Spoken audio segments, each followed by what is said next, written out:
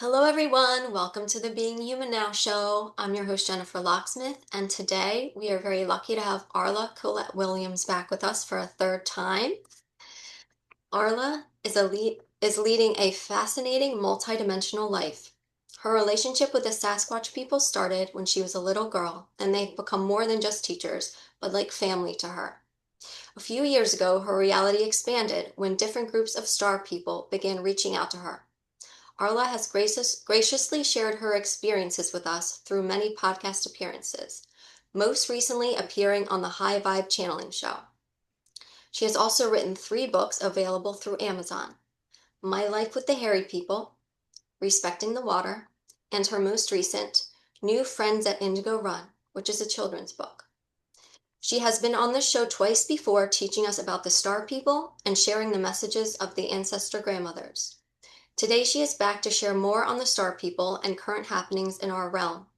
Arla is a lighthouse of a woman, and I'm grateful to call her my friend. Arla Collett Williams, welcome back to the Being Human Now show. Thank you for being here. We appreciate you. Thank you so much, Jennifer. I always love talking with you. You never know what's going to come up or, what questions are going to be brought forward. And I'm excited always to be able to share with people, what's going on in my life, whether it's with the Sasquatch people or little people, the fairies, the star people. There are so many that are here on this earth that teach us and help us. Yeah, it's fascinating. It's awesome. Thank you so much for sharing. And we're going to dive into it today. Um, and you and I have talked a little bit before, and you've said that this is a time of letting go of fearing them, as far as talking about the star people, and I'm sure the other beings we share this earth with. Um, so I guess the first place I'd like to start is how and when did your journey with the different groups of star people begin? And obviously we know that the Sasquatch people are star people, but I mean, I think within the recent years you've had more present themselves to you, right? Yes. Back in the 90s was my first personal contact Mm-hmm. with the Arcturians. And I was doing some things, was getting ready to head to Sedona for a women's meeting. And they came and talked with me about things that we would be doing and things that, they were really reaching out to humanity in that time. And this was probably, I'm guessing, 91 or 92. I can't remember exactly. I know I've got it written down somewhere, but Yeah. it was about that time that Mm-hmm. I started talking with them. And Mm-hmm. then in 2019, I was in a really bad wreck, and it took me a while to be able to move back to my cabin. And I was able to come back to the cabin to live um, in May of 2020.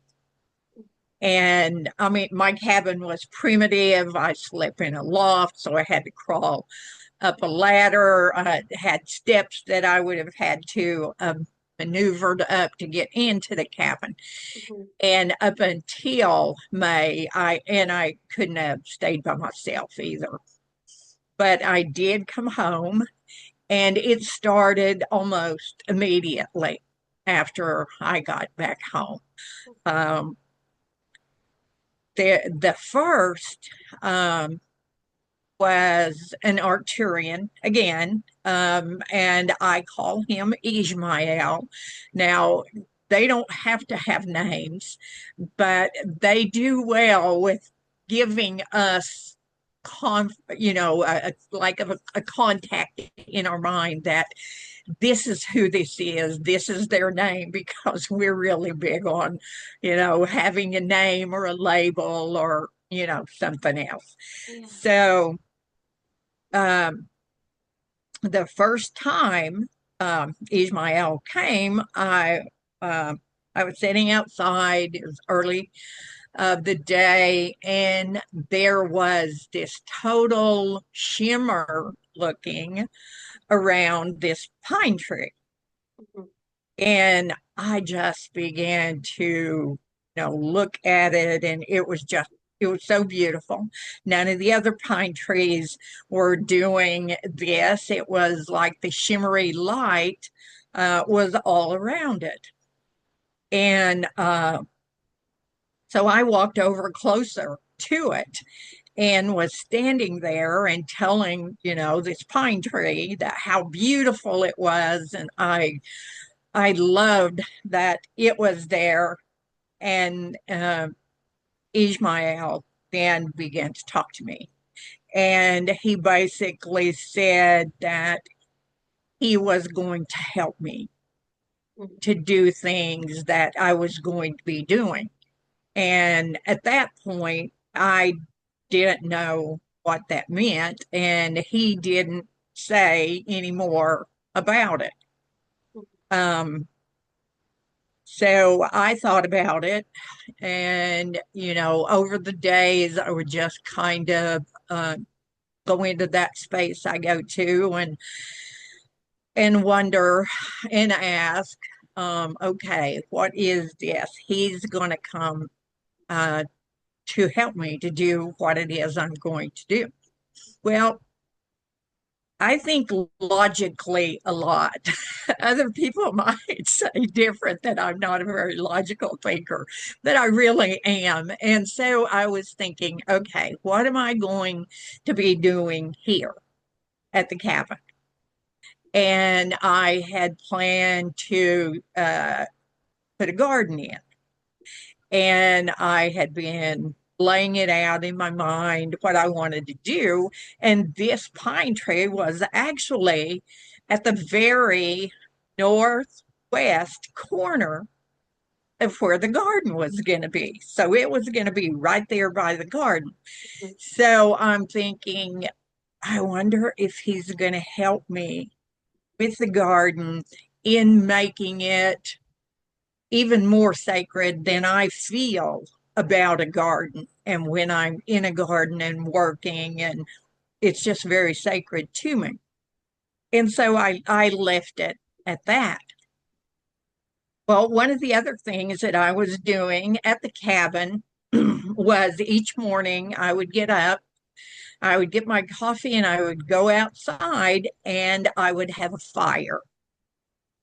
And for me, the fire is Grandpa Fire. And Grandpa Fire teaches me many things. Um, People talk about, loving to sit around a campfire and how wonderful that feeling is. And just gazing into the fire, you go into this wonderful, peaceful place of just being there with the fire. And so Grandpa Fire's always been a teacher for me and very sacred. And one morning, I had built the fire and I was just there talking and like in prayer and with everything, not just Grandpa Fire. But I had told him how beautiful his light was and how much wisdom that he brought to my world, and how thankful I was that I was back at the cabin where I could have a fire anytime I wanted to do so. And so I had made a pretty big fire that morning, and I'm sitting there and I began to see these interesting looking things in the fire. And so I decide, well, I'm going to take a picture of Grandpa Fire, and I take tons of pictures of the fire. Wherever there's a fire, I take pictures because there's always so much in it. And in that picture, it showed writing. Now, not writing like we would write the alphabet, more like Sanskrit writing or that type of writing. And it was in that whitish color within the flame. And so I sat with it and I asked, and I was told that Grandpa Fire was bringing forth light language. And a lot of people are talking about light language now. Light language, it's a language of love that speaks to our soul or our being to the universe. And light language comes in many forms. At that point, I knew that people spoke light language, people wrote or drew light language. And, there were just different ways. I had never seen it before that time in the fire, but this was Grandpa Fire bringing that forth so that I would see that light language. And I have pictures of other fires Mhm. where there has been light language. Uh, at that point, um, I was pretty much in meditation a lot and in that space that I go to help guide me because my physical body's trying to heal. Mhm. And the trauma of the wreck that totally messed with my whole body. I was working through that. That was harder than any physical healing, just trying to get past that trauma Yeah. of that. You're driving down the road. We weren't going very fast, but you're driving down the road. You're in a semi and you're at a dead stop, and the cab of the truck is ripped off the truck and spun around. And so, I'm trying to process all of that happened as well. So Grandpa Fire was totally soothing me and helping to comfort me in so many ways. So for many months, I was there at the cabin. Mhm. And then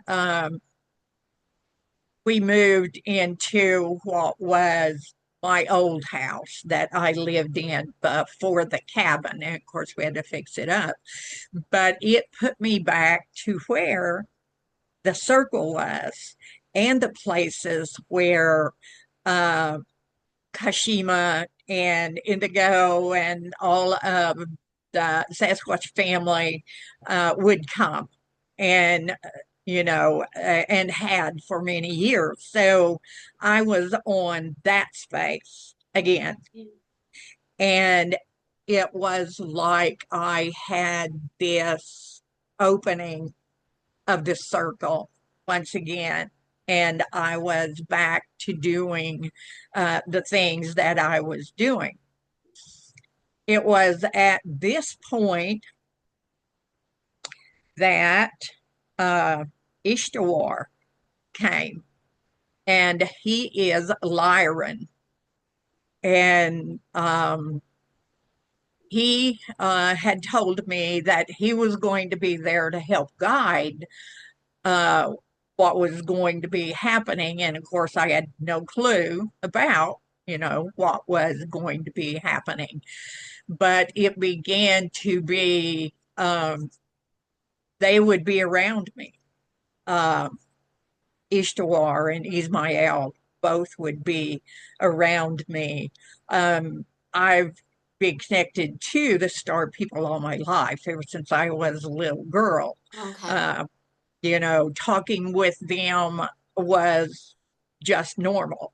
Okay. It Okay. was like I would talk to pretty much everything. That was a normal part of my life.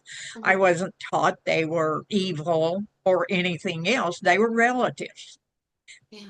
and they were neighbors within the universe and without the universe. So, I didn't have a basis to fear anything that was going on at that time. Well, thank goodness. So you Um, could see them clearly. oh yes, yeah.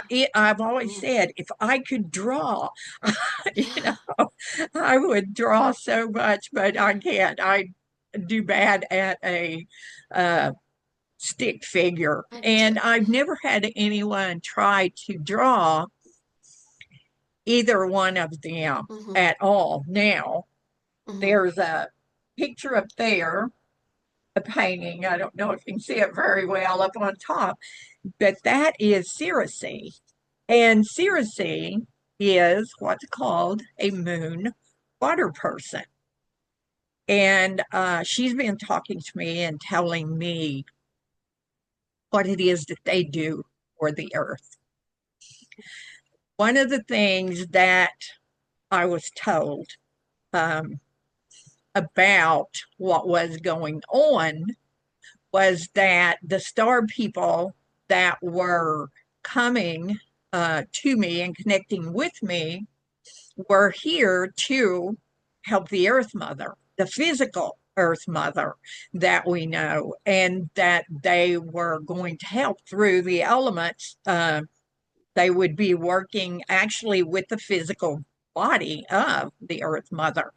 And so they had brought me the light language Yeah, we through a have a graph of video of fire. that, a playlist of that on this channel, Arla's Light Codes. Yeah. And then they had brought light language, written light language in the water. Mm. They brought written light language on the earth, and they brought it in the sky. So they brought it in the four elements, but what I was told was they were helping within the five elements, and of course the fifth being space, the space over all. And so their primary function was to help sustain the Earth Mother.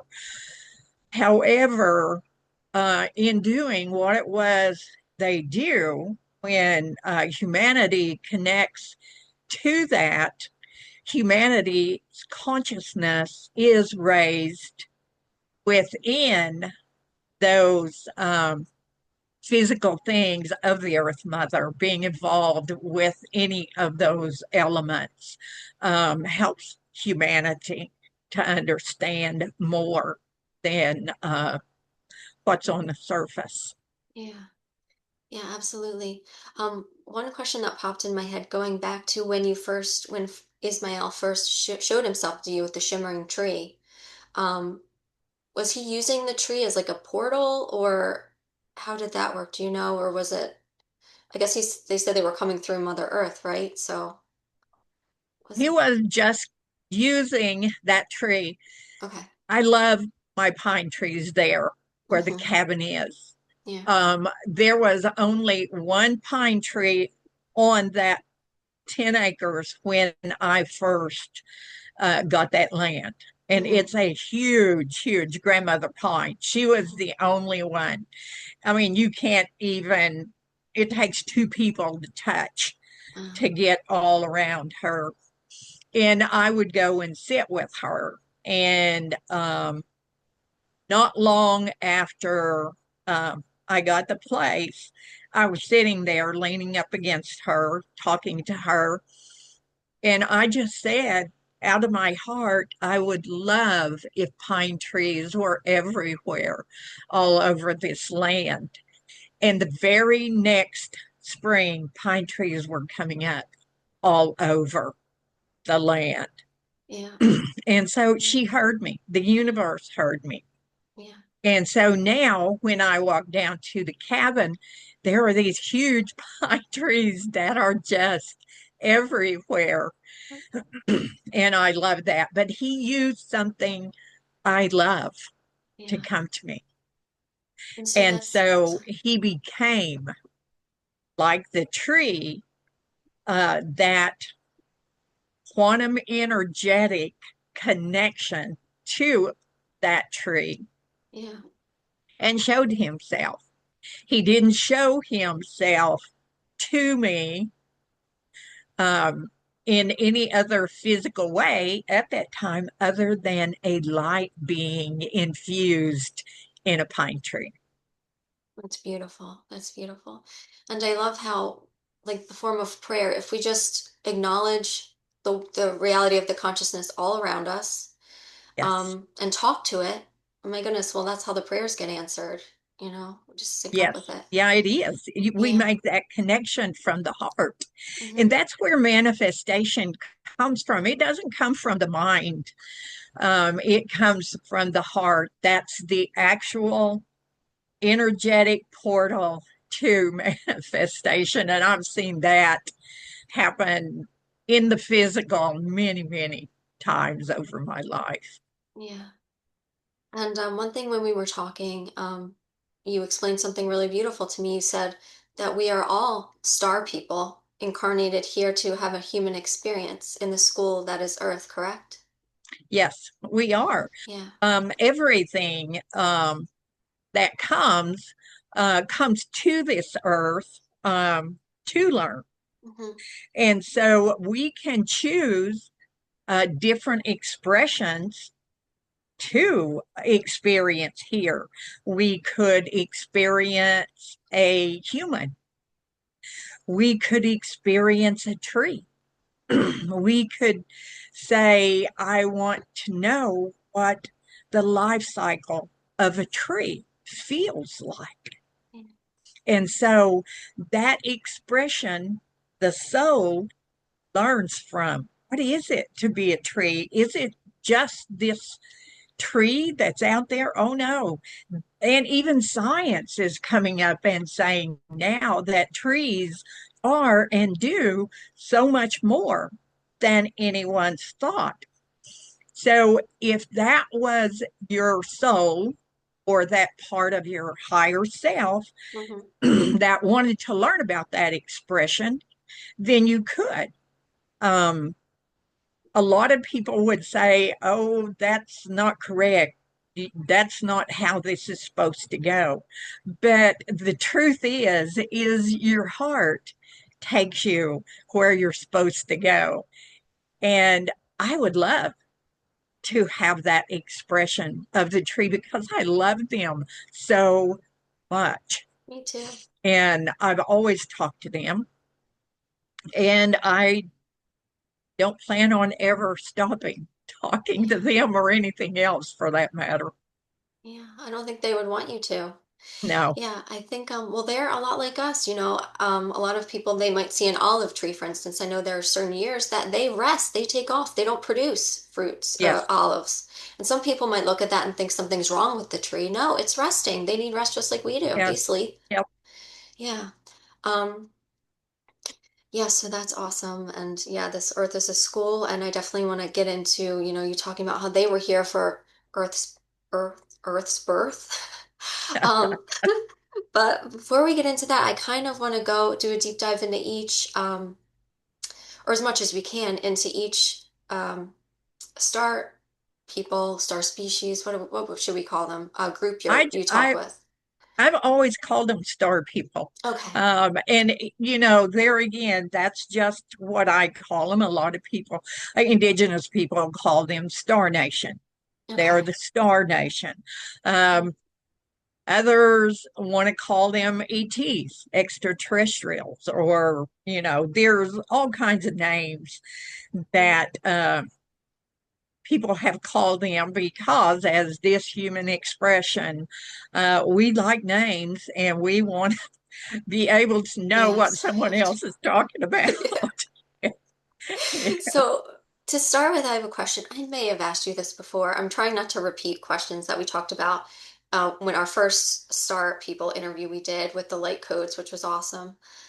Which I'd highly recommend if you haven't seen that, go back and watch it. It's called The Star People and the Gift of the Light Codes on this channel. So others here teaching us more about them this time.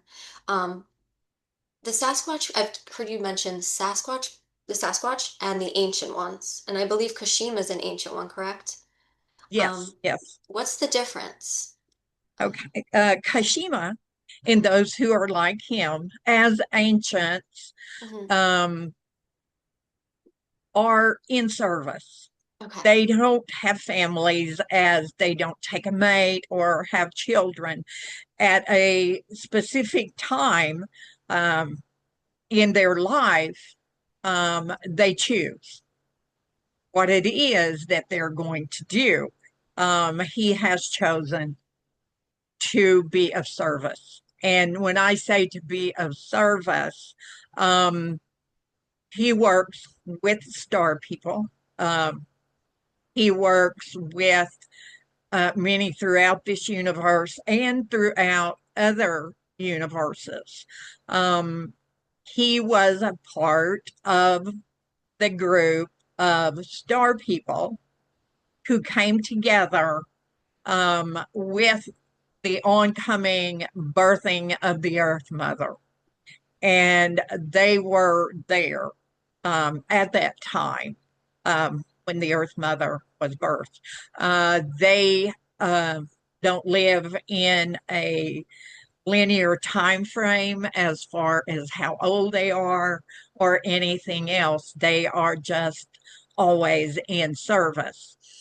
Now, there are those of the Sasquatch people who are here on this earth who chose to have mates, not only of Sasquatch, but of humans as well. And there is that particular group. And then there are those of the Sasquatch people who have not done that. They have stayed as they are. They are normally, not always, but normally the ones who are out the farthest from civilization or people. They are not evil. They are not mean or aggressive or anything like that. Um, all of those feelings that people have when they have an encounter come from within the person and what their beliefs of them are. Um, and so, but they love their existence on the earth. And so they enjoy that. They love the physical existence on the earth. And it stands to reason the further you are away from humanity, the more you can live in that way. The ones who did mate with humans have more of an understanding of humanity and are the ones usually who interact with humans and will be teachers and friends and guides and whatever. Uh, that's who's usually going to do that. I think there's stories that the Sasquatch were brought here as slaves to do some mining. That's not true. That's a story that whomever uh, brought that story, that was their reality of that. That's not the true reality of what happened on this Earth Mother, from my understanding. And they came here by choice. Kashima and the ancients who were involved with the other star people who were there to help with the birthing of the Earth Mother. Um, they were the ones who stood in that space for the Earth Mother as she was being birthed. They also knew that there was a purpose in this birthing, and it would be a place where souls and that higher self within that soul could come and have many kinds of experiences to understand.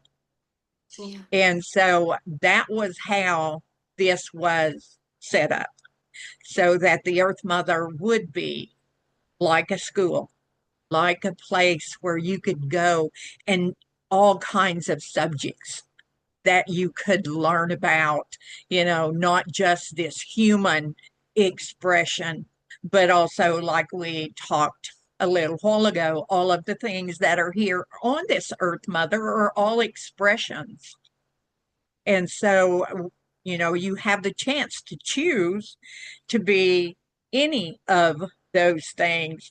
I know I've talked to a lot of people who'll tell me, I think my dog's human. I really believe that there are human aspects in my dog, Mhm. and I have no doubt Yeah, my that dog, that everyone comments on is. how weird my dog is. He will just sit and stare at you like he's staring into your soul. It's like, So that's an expression to yeah, learn yeah, here on the Earth Mother. So there are so many that are here for that growth of yeah. this soul, of this being, of this light Mhm. that we are.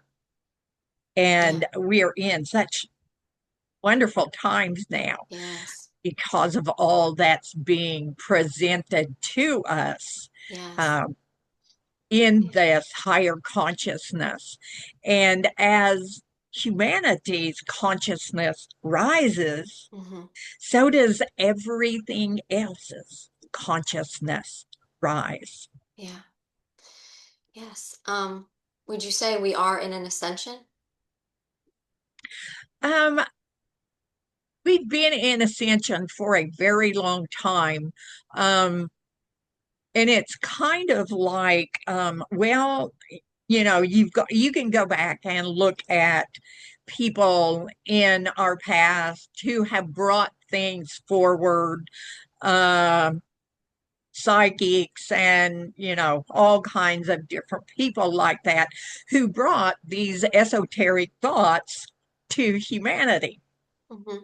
Well, that was a growing part, and seeds had been planted even before that, going, way back to philosophers and different ones who were bringing things that helped humans to think outside the box of what they thought. And so that was a part of ascension as well. Ascension is not a physical place as we see a physical place. Hmm. It is a vibrational change in consciousness. So it is like an energetic place within us.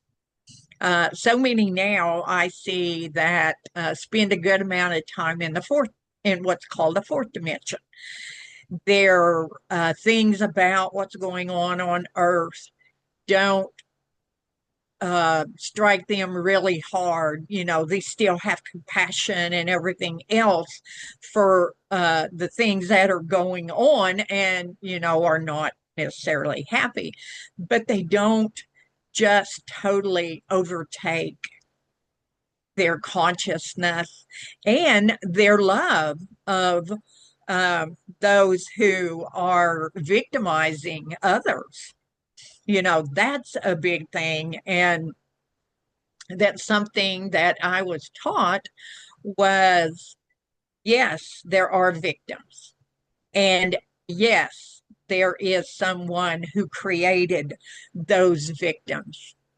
But that person that created those victims deserves for people to share love and that vibrational energy with them because they have made themselves a victim in doing this to others. And that's very hard for a lot of people to say, I'm going to say prayers for you and I'm going to send you have peace and love in your life and, like that. And yet they deserve that too.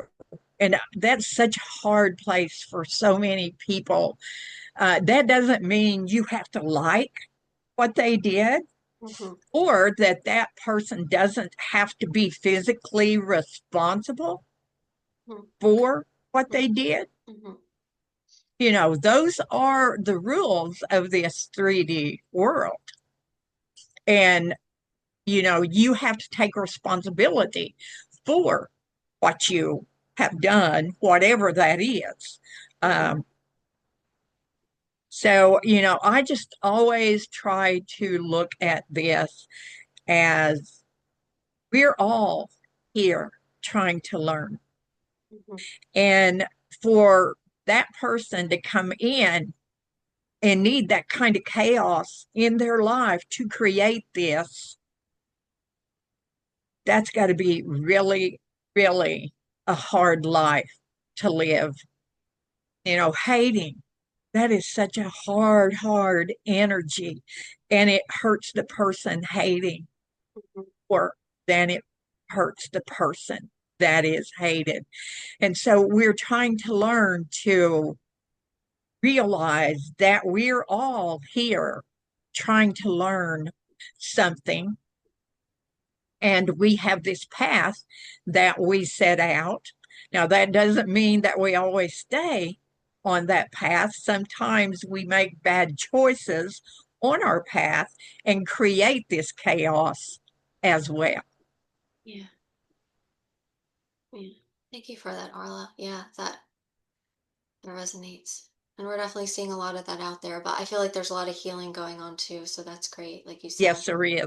Yes, there Yeah. is. I see that so much. I see people speaking compassion for these things. I mean, horrendous things when they happen. It's like it opens a door for compassion. Hmm. And people begin, a large amount of people then begin to send that compassion out. Hmm. And those prayers or speaking for this that happened and for those that it happened to. Yeah. And I see people actually saying, and I'm sending prayers for this person who created this chaos as well. Fantastic. Yeah. It's awesome. We have so much help.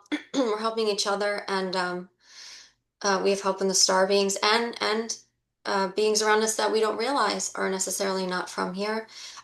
Circe is a moon water woman, or is it? She's a moon water person. Yes, and she's Um, connected to the dolphins and the whales and the yes, crustaceans. Would you mind yes. going into that a little bit? Oh, she's wonderful. She Yeah. has taught me so many things that she does or that they do and why they do them, Hmm. that it has just so resonated with me Yeah. in so many ways. Yeah. And she's And from, where's she from? And she's from the same place as the Sirius dolphin. B, And so are the um, dolphins and whales, right? yes, Yes. all of the cetaceans, you've got the dolphins and the whales, or the dolphins and the whales and the orcas also are considered a cetacean. You have other water beings um, Hmm. that have come and are connected in some way to Sirius B, being a water planet. And they chose to come to Earth Hmm. and be an expression here. Yeah. And one of the things, we know about whales and dolphins is they do emit infrasound. Hmm. And infrasound, of course, is vibrational energy, but it also is a healing language Hmm. and heals within the ocean. And, they're using um, this now in different healing modalities as far as doing it.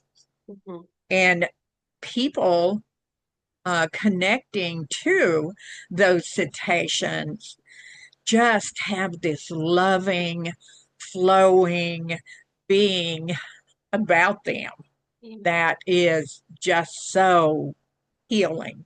Mhm. And we know too that there are land animals that do emit infrasound as Yeah, well, lions. lions and elephants and others who do that as well. And so this is a vibrational healing language that Yeah. is used. Yeah. And anyone that's interested in this, I know I got interested years ago and I did a deep dive into Joan Ocean. She's doing excellent work, and a lot of times she has seen dolphins near USOs in the ocean that they hang out, Mhm. which, now we understand why, because there's a connection there. Yeah. There's a connection with everything. Yeah. Yeah. One of the things that I've been told is that the beings who are here on this earth are parts of other beings throughout the universes. In other words, the energetic body of them, the vibrational part of them, came to the earth in a different form to be who they are. And that was one of the things with those who worked with Kashima, the star people, and everything. There were parts of the universe, throughout this universe and others, Mhm. there were energetic parts of them that came to this earth to be whatever it was. Yeah. And I was also told that water and stone was brought to the earth mother uh, as she was being birthed. That's so cool. One thing I wanted to ask you about, Arla, is are you familiar with I suppose you call it a gemstone, moldavite? Mm-hmm. Okay. I'm wearing it. I'm wearing one. I love wearing it. Awesome. Yeah. I bought it. I worked at a crystal shop and I didn't even know what moldavite was. They told me and I was like, oh, I have to have a piece of this. So for people that don't know what moldavite is, it was created from a meteor impact 15 million years ago that hit in Germany. And a lot of people say this moldavite stone is a connection between outer space and Earth because moldavite was created from the impact of the meteorite with Earth. And so a lot of people wear it. It's apparently very high vibration and actually can raise your vibration by wearing it. And some people can't even be around it. That's how powerful this Yes, gemstone is. yes. Um, I'm just wondering, Arlet, I don't believe in coincidences or accidents. So yes, it was a meteor fell to Earth, but was this an example of something that was intentionally brought to us? Oh, I agree. Yeah, Yeah. I think, that pretty much everything had an intention. Hmm. Um, and that just sparked a memory in my head there's been so much talk about Three Eye Atlas. And Yes. Let's talk about that. Yeah. um, what Three Eye Atlas is doing is activating so many things. It's activating things on the other planets Hmm. in our universe, and it's Okay. activating things here on the earth. Now, when I say activating, what I'm saying is it is sharing information Hmm. through quantum energy. And what that does is it's like it brings all of this information. Let's talk about the Moldavite to that. And it's like, okay, now this is a time that we are going to activate this. It's not turning it on, it's just sharing its energy and information with that stone. And that can be the stone that's still in the ground or on the ground. Hmm. It can be stones like in your ring. And I've heard several people talking about, well, I've had moldavite for years and I've never, I just thought it was really cool, but it's like now there's something going on with that moldavite. And that can happen with other stones here as well, because the stone people hold the cellular memory of the earth and everything that has happened on this earth from the birthing of the earth mother. Yeah. And then our bodies And are made up of it too. Our bodies are made yeah, up of all the metals and yes. minerals. Yeah. And with the water as well, Mm, the water holds the memory as well. And now you've got science talking about that that's happening.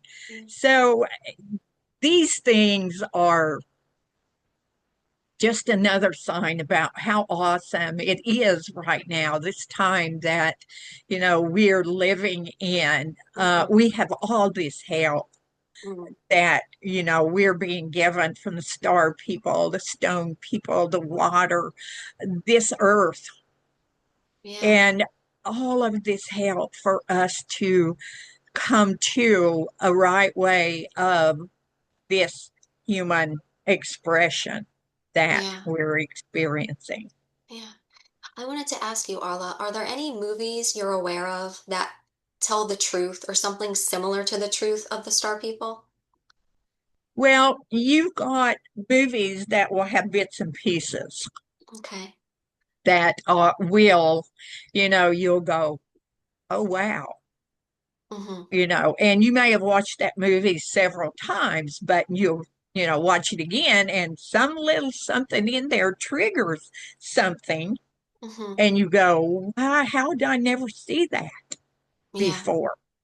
Yeah. And it's because at whatever point you weren't ready to see that, or you weren't open to see that, but now you were, Yeah. and you say, well, how did that get into that? Mhm. I never saw that. I watched that movie 10 times and I never ever saw that before. And this is just the way it's happening now, um, everywhere.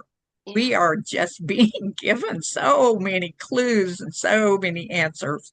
And, if your heart's open to that, Hmm. the universe is going to oblige and give you that you're looking for. Yeah. I know Close Encounters of the Third Kind. I've heard a lot of people made them very emotional in a positive way when they saw that. And a lot of people have said they felt like that really happened. That was based on true events in some ways. I don't know, but Well, yeah. and this is just my view of that movie. Yeah. There were things in it that uh, were very much what could happen Hmm. if we had sudden contact like this. Hmm. And it definitely gives us a reference for how humanity would react at this time right Yeah. now. Hmm. You would have those that totally accept it. You would have those that are crying, beam me up, beam me up, beam me up. And that's not what ascension is about, Hmm. that higher consciousness opening. Hmm. And so you've got that in that movie. Yeah. So, and then you've got the lights Mm. Yes. that, Orbs. yeah, Yeah. and that the answer back Mm. when that was sent out and you get an answer back. Hmm. Those things are happening. The light codes activation video was actual lights Yeah. Yeah. that were being orchestrated for humanity Yeah. and to help begin this communication of the higher self with this, and to know that that is activating, opening Hmm. DNA within you to remember, as well as to raise your consciousness vibrationally. Yeah. That's so cool. Another movie that reminds me kind of what you were talking about how we're star people that incarnate down here as humans is the movie Starman. I love that movie with Jeff Bridges from the 80s. I don't know if you've seen it, but that's a lovely movie too. I don't think I've seen that one. Oh, you have I've to I've see it. heard people talk about it, but I Yeah. don't. I may have to go watch that, Yeah, find it, and watch it's it. it's a lovely movie and it's heartwarming and funny. Jeff Bridges did a great job. It's called I, Starman. I think it's from 1982 or 83.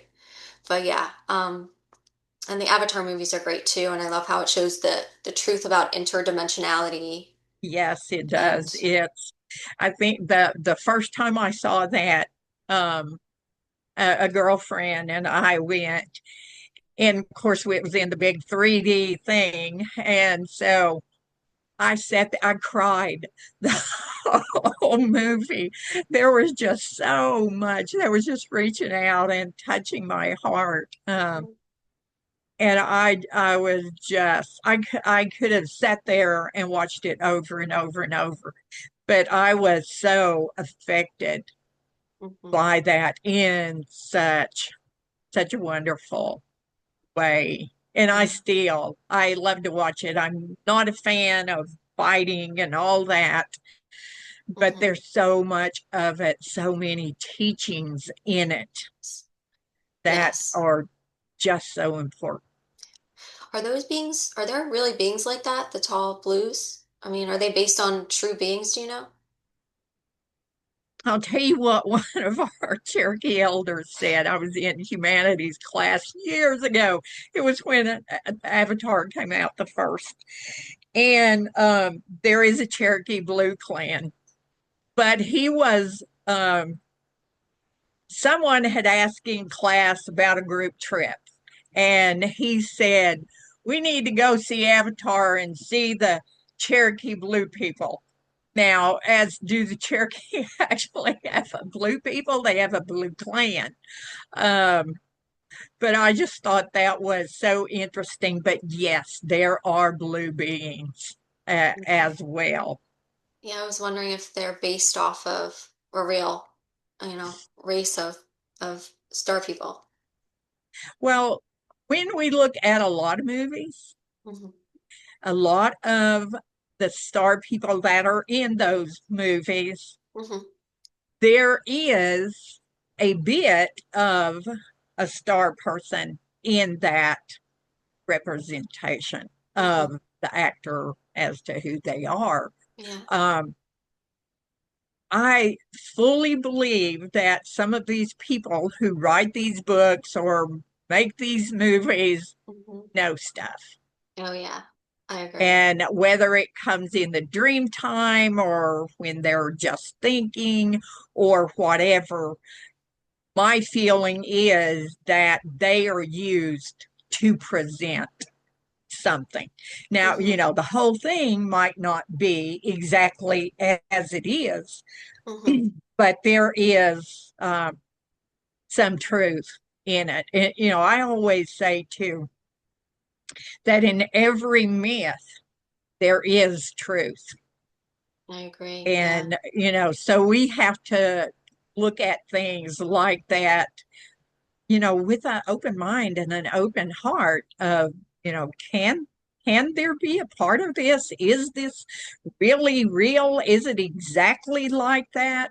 Well, most of the time, I don't see it as exactly like that.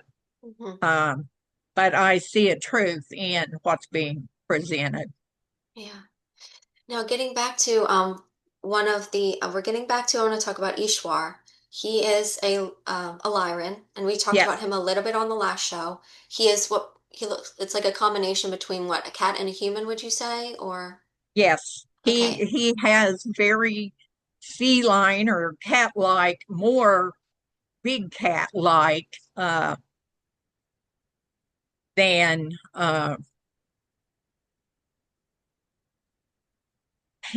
he's very cat-like and but very much like a human as well. I think they classify him as humanoids or something. okay. Um, the first time he showed himself to me, Mm-hmm. he was in something that made me think of like the Roman type short, like skirt or Okay. whatever. He had things over his chest. Mm-hmm. Um, very like almost like a human face, but that cat was infused Like high into cheekbones or it. You could yeah. just see that cat Yeah. within that human as well. I feel like Um, he has very strong protective energy, not mm-hmm. like he's going to protect me from harm or Mm-hmm. anything, but a great caring Yeah. to be there.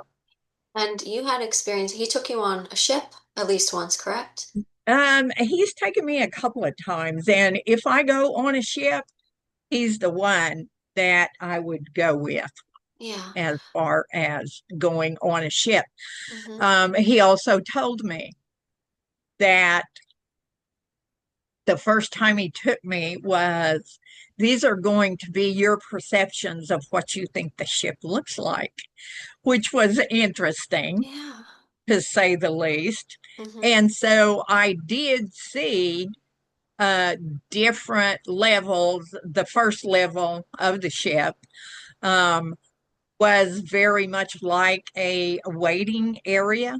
Mm-hmm. There were places to sit scattered around this huge area. What were the walls like? Were they like Um, metal or light or they just looked like walls. They didn't, okay. they didn't have a metallic look or Okay. anything else. This looked very much like you would walk into a huge room that had chairs and couches and things, Okay. places for people to sit, and they were almost like in groupings where Okay. people would be sitting and talking within this area where this group was sitting. Okay. Yeah. On the second level was different kinds of instruments, large mechanical looking instruments, like it might be what you would think would power something, maybe the ship. Uh, they didn't look exactly like what you see on Star Trek or those. They were similar, but there were crystals that were embedded and a part of all of these, so that it didn't look like this metal machine or metal whatever. It was more crystalline as far Okay. as being like that. Cool. There was a top level that I went up to. On that top level, it was like I was looking down at the universe. Wow. I was up uh, in space, looking all around. The whole top of that was like glass. It wasn't glass, but it Mm-hmm. was like glass. You could see through it. Okay. And one of the things he told me when I was standing there is you can go or come from any place standing here. Wow. So I took that as literally I can stand here and I can go anywhere I want to go, That's so nice. I love it. or I can come back from Yeah. anywhere, Yeah. I've been. And that was that was pretty cool. Yeah. Now, did he I, mean I your physical, like your physical body could go, or the whole ship would go if you Now chose he to go? was talking about me Okay. individually Okay. to go. Mm-hmm. Now, could the whole ship go the same way? I'm sure it could. I Yeah. don't know, why it couldn't. Mm-hmm. But um, the other ships that I've been on, and I have to go back. I love that he said this would be my perception of what I thought a ship would be. Yeah. Does that mean that my perception was wrong? No. Does it mean that it was right? No. It was my perception of what I saw. Okay. The other ships that I have been on have not been purely physical. Okay. They have been transporters or less, where you are transported to somewhere. And the thing that with the star people, some use ships, some don't. Some don't have to use ships. Some Mm-hmm. are still using ships for whatever reason. Part of the reason for ships at this time is that so many humans are looking up and looking for them. And so when this happens, people begin to make that connection. They want to know more. They start looking into this more. Well, I saw this. I don't know what it was. It was what they call them UAPs now. Yeah. Um, what was that? And it gets people to thinking and now sharing. People are uh, sharing more now because it's more acceptable for Mm-hmm. people to. I mean, you still got people who are saying you're crazy and you didn't see that and whatever. Yeah. But there are so many more people who are having experiences. People are saying, well, is that going to help contact occur quicker? Yes and no. For full contact to happen, humanity has to be ready for that. Mm-hmm. Because if you go back to the view of close encounters, then you're looking at what the possibility would be. And I read something the other day about Three Eye Atlas, where the military was under alert and all of these other things because of Three Eye Atlas. And it's doing all these things that, are not, quote, normal for a comet to do. Yeah. But um, yeah, so, are we ready as a whole? That's not for me to answer, uh, for them. I wouldn't do that at all. Uh, do I personally believe humanity's ready? No, I don't.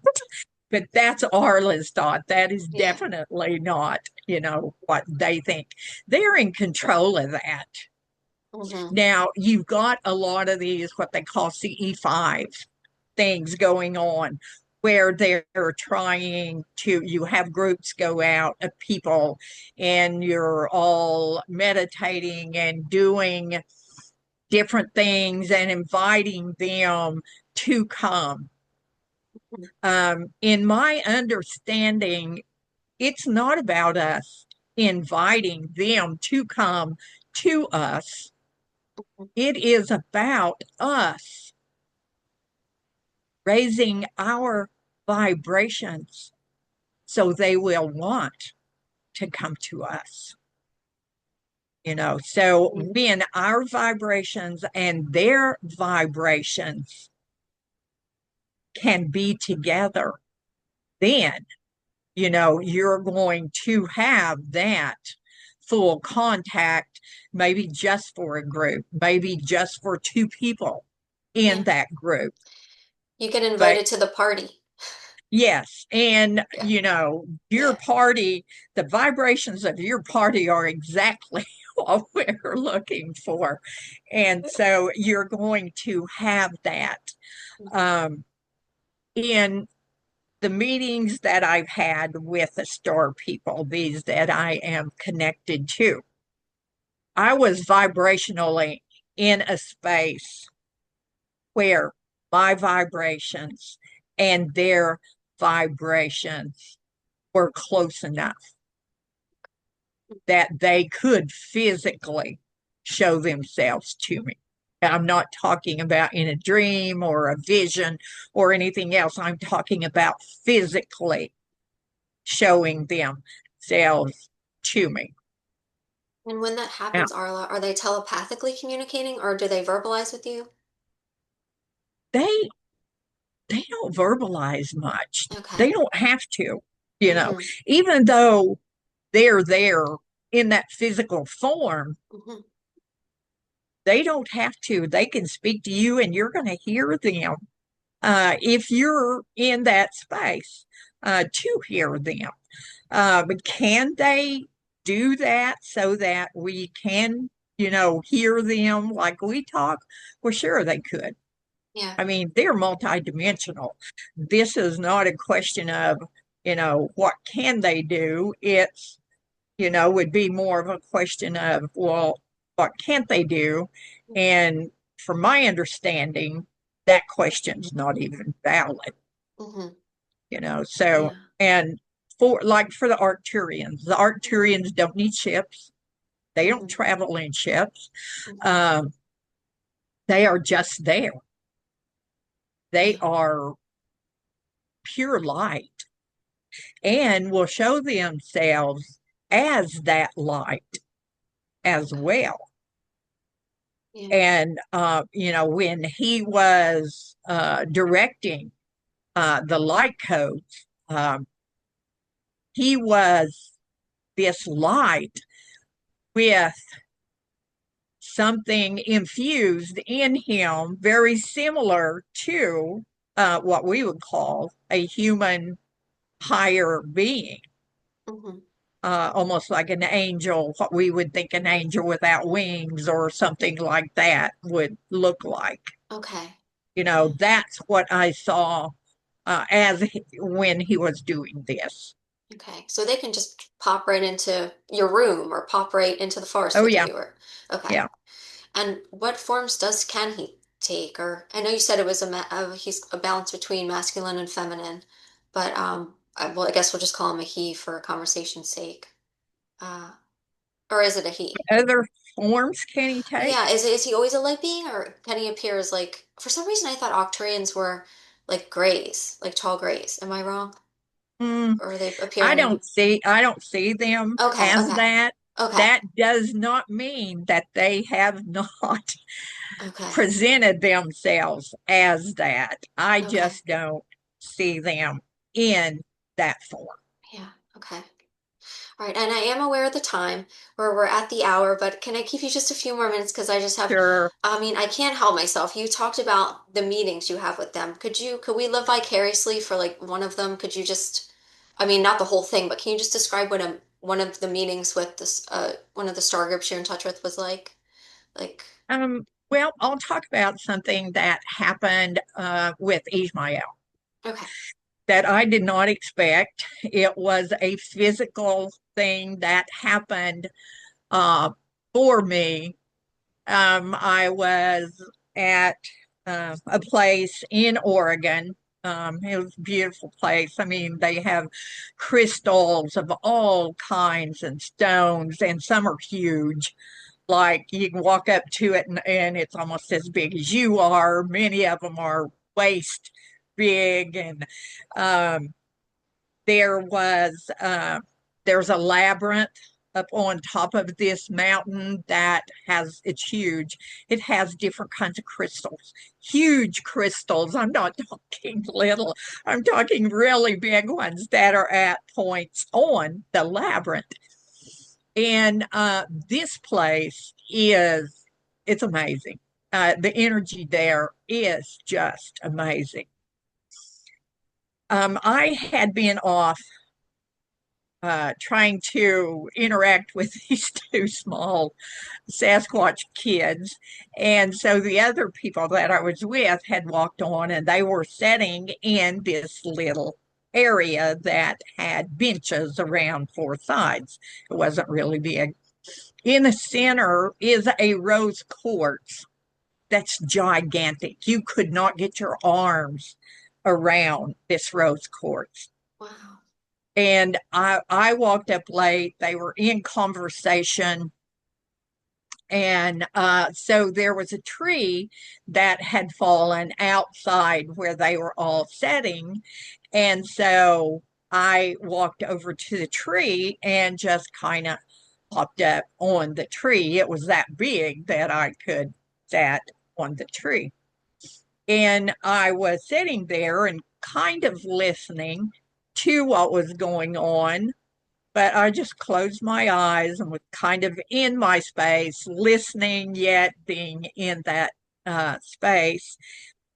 And I felt someone walk up behind me, physically walk up behind me. And I felt something round being put on the back right shoulder blade, and I felt a pressing of that into my body. Wow. And what that was Ishmael had come and had opened some channels in me that would be connecting to different energetic lines with something round. At that point, I didn't know what that round thing was. Um, but one of the guys had told a story about they had been given this round crystal and had put it up there underneath this rose quartz where we were sitting, and it just disappeared. Now, this is on top of his mountain, and aren't going to be going up there, and they wouldn't know it was under there anyway. And so, anyway, I know that um, Ismael has done this. I know that. And so I'm sitting there, and as he pushed, my eyes flew open. And one of my friends who was over on the other side was looking at me like, what's going on? They could tell something was going on with me. Yeah. And so what this was, like I said, he had opened some channels where I would be connecting in more with different energy grids, and not all energy grids on the earth are straight or stationary. Okay. I They didn't know that. are movable Okay. for different reasons. Um, and so when we go back to the house, I'm talking with Andy, the guy that owns the place, and about what happened. And he had some crystals over. He has crystals everywhere, but he had some over on this cabinet. And we went over there to look at these. This one, which was the exact same size of what I felt on my back, flat. Uh, he said, no one knows where this crystal came from. I have had people from all over look at this crystal, and they cannot tell me what kind of crystal this is. They don't know what it is. Wow. And so that was the crystal that Ishmael used to connect me. Oh my goodness. So he brought that. Yes. Okay. At some point, he was the bearer that uh, brought it to whomever brought it to Andy. And Wow. I don't know who that is. But to Wow. my knowledge, Andy still has no clue That is so cool. where this came from. Well, in my mind, I know pretty much where it came from. And that's happening a lot Yeah. now, just like with Moldavite, that came here, and some of the others. Um, One of the things that I know about them, those that I have worked with, they're very kind in working with me. And that's one of the things when they're telling me things, they are giving me a chance to kind of absorb. what this is about, like Circe. She had was telling me about some of the things that they do as far as working with the water. They're here, of course, working with the energy of the waters that are here and spend the majority of their time in the water and most of their time in the water. She showed me that when they are working with the water, that they can become the water and they are like this energy signature in the water where they are. So not only can they work with the water, they have figured, well, they know how to become the water. And I thought that was interesting. One of the things that when I'm working with someone and trying to help them to connect to something, will take the water, for instance, since we're talking about that. I would have that person to go be in the water, whether it's your bathtub or a lake or a creek or a puddle of water.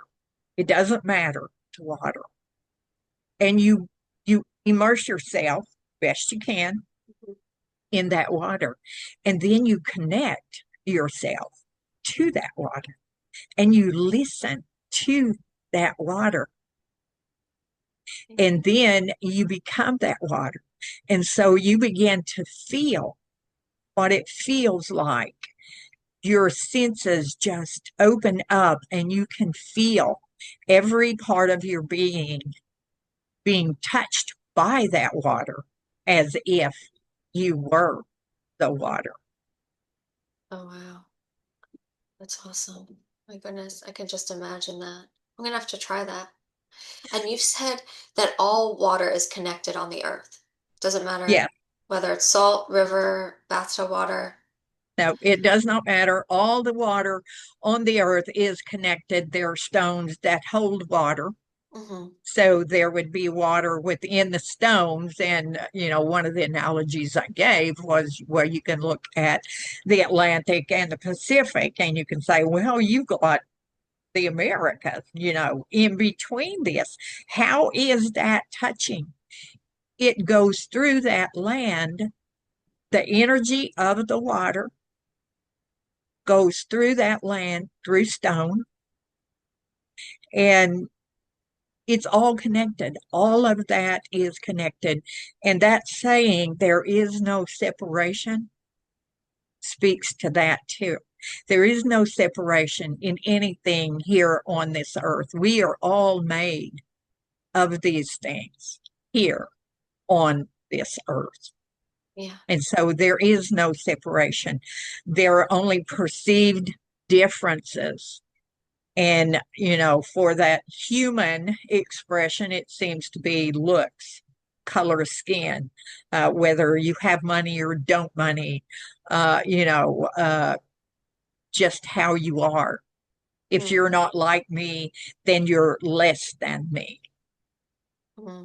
And Yeah. so, and that's not the way that it is. And when you finally understand that there is no separation, that Mm-hmm. we're all relatives with everything that's here, Yeah. then it's just so much easier to be kind to everything that's here. Yeah.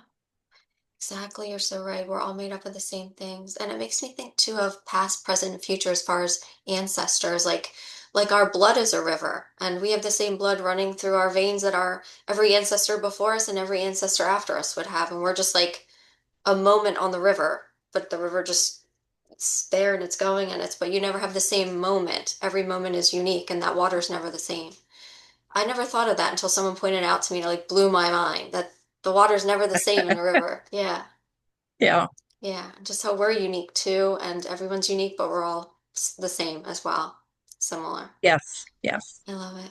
All right. Well, Arla, thank you so much. I kept you a little over, but thank you so much for spending time with us. Would you like to tell anybody about anything you have coming up or and where people can find you? Well, I'm on Facebook. If you're going to try to friend me on Facebook, you'll need to send me a message. I do have a YouTube channel. I'm not real active on it, but I hope to get better at being active on there. And it's at Arla Williams 8266. Um, I'm going to be doing Zoom classes in the new year. If that is something that you're interested in, you can find me on Facebook or, ask me something on my YouTube channel. Um, Hopefully next year, I'm going to be traveling some more and going out and teaching and doing some different workshops. So I'm pretty excited about that, and I'm working on more books and just totally immersed in loving this life.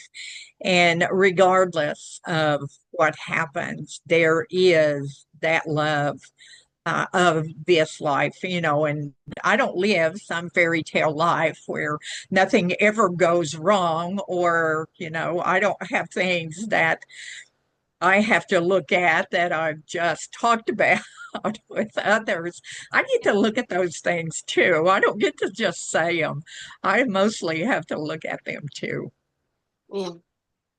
Well, I'm really happy for you, and I'm happy for us that you're out there and you're putting content out and helping the world become a better place, and we appreciate you. Thank you. I Thank you so appreciate much. you so much and all you Yeah. do. Thank you, you too. And I know this won't be the last time you come on. I'm sure as time goes on, we'll have more to talk about, but it sounds like you're going to be very busy, and that's wonderful. Putting yourself out there. So, all right, everyone. Well, thank you so much for joining us. Goodbye. Bye.